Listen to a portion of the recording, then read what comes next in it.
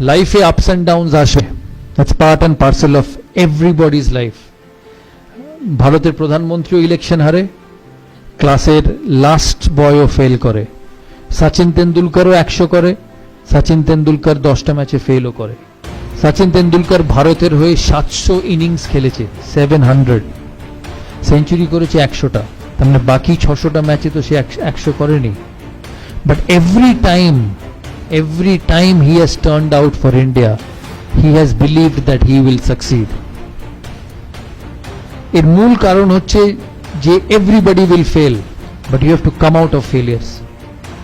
You know, there will be an exam in school, there will be a pre-semester exam in school where your results will not be good.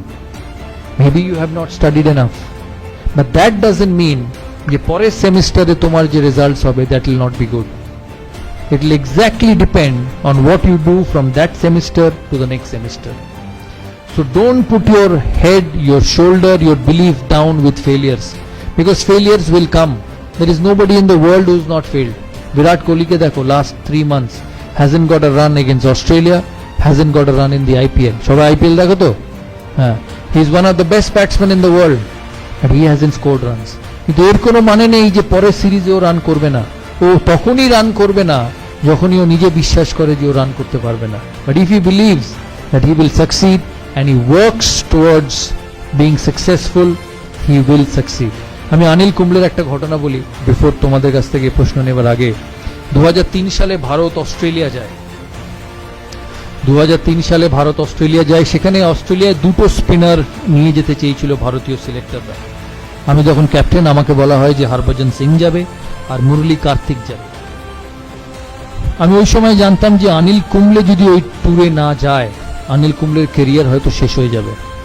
And also I quietly believed that he was probably the best spinner in my team, but the best spinner is having an off time. So there are two ways to deal with it. Either you let him go and let a career get spoiled, or you put an arm around his shoulder and say, hey listen, I back you. আমি মনে করি যে তুমি successful হতে পারো। কারণ একটা মানুষ যখন বড় প্লেয়ার হয়, বা একটা তোমাদের মধ্যে থেকে কেউ যখন 10 বছর বাদে, 15 বছর বাদে, 20 বছর বাদে সাকসেসফুল হবে, সে এতদিন ধরে যখন সাকসেসফুল হয়ে এসছে, তার মানে তার অ্যাবিলিটি আছে, তার মানে তার ভালো জিনিস করার যে কোয়ালিটি সেটা আছে। কিন্তু কোনো মানুষের লাইফের গ্রাফ এক থাকতে পারে না। It cannot be the same. You will go up, you will go down.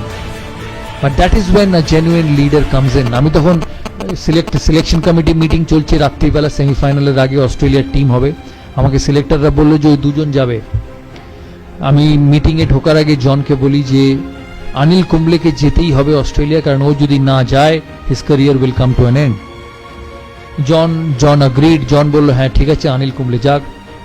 আমরা সিলেকশন মিটিংয়ে ঢুকি, 2 ঘন্টা, 2.5 ঘন্টা, 3 ঘন্টা সিলেকশন মিটিং চলে, কিন্তু অনিল কুম্বলেকে কোনো সিলেক্টর নিতে চায় না। আমি মিটিং শেষ হবার আগে অবধি বলি, যতক্ষণ না অনিল কুম্বলের নাম এই খাতায় লেখা হবে আমি এই মিটিং ছাড়ব না। অনেকক্ষণ তর্কাতর্কির পর সিলেক্টররা বলে, ঠিক আছে তুমি ভারতীয় টিমের captain, you are the captain of the side, I give you what you want. কিন্তু ভারত যদি ভালো পারফরমেন্স না করে, অনিল কুম্বলের আগে তোমার চাকরি যাবে। টিম সিলেক্ট হয়, অনিল কুম্বলে অস্ট্রেলিয়া যায়।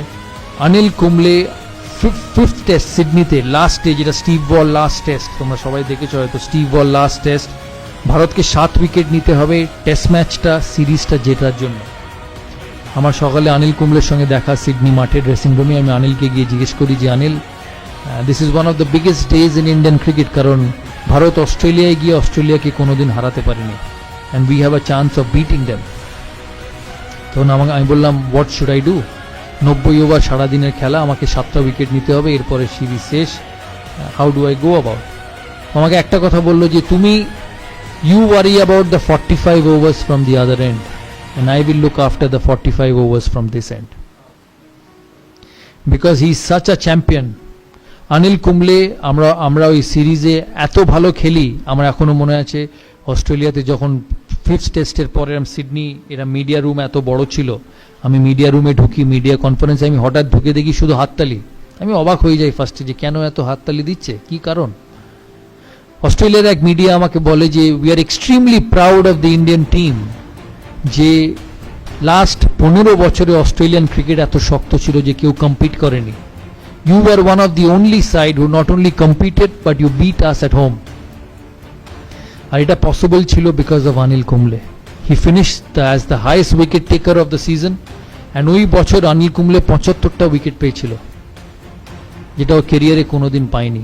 এই কথার মানে হচ্ছে যে even a champion, even the best will go down, even the best will have tough times, but if you want to be a leader, if you want to be someone who actually turns around people, you have to put an arm around him and say, hey listen, I support you. আমি বিশ্বাস করি যে তুমি আমার টিমকে এগিয়ে নিয়ে যেতে পারবে, and it works like magic. তাই এই কথাগুলো বললাম, তোমরা মাথায় রেখো।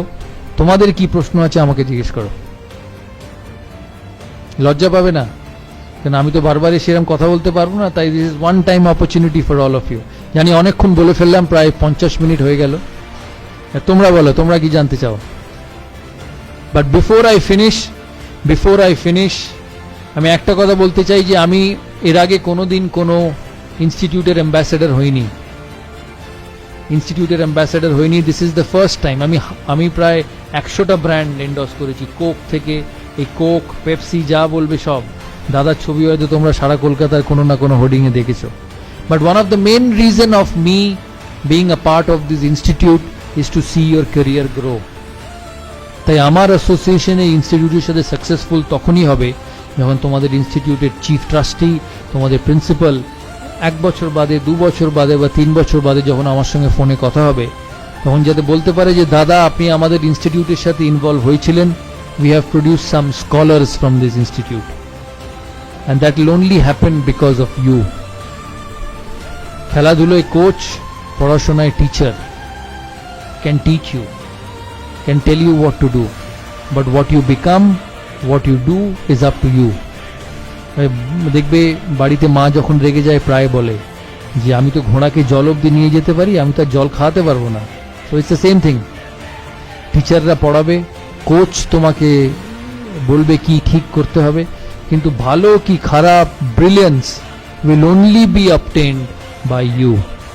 তাই এখানে তোমরা হচ্ছ দ্য মোস্ট ইম্পর্ট্যান্ট। আমি তোমাদের চিফ ট্রাস্টিকে আমি রিকোয়েস্ট করেছি যে আমি অ্যাটাচড হয়েছি এখানে। All what I want is a great environment for students to study, a great environment for students to showcase their talent and become the best.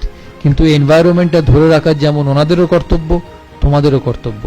কারণ মনে রাখবে এই ইনস্টিটিউটটা ইজ ফর ইউ। এই ইনস্টিটিউট থেকে তোমাদের চিফ ট্রাস্টি বা মালিক degree নিয়ে বেরোবে না, ডিগ্রি নিয়ে বেরোবে তোমরা।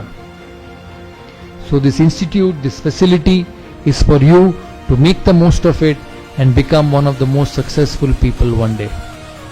Thank you.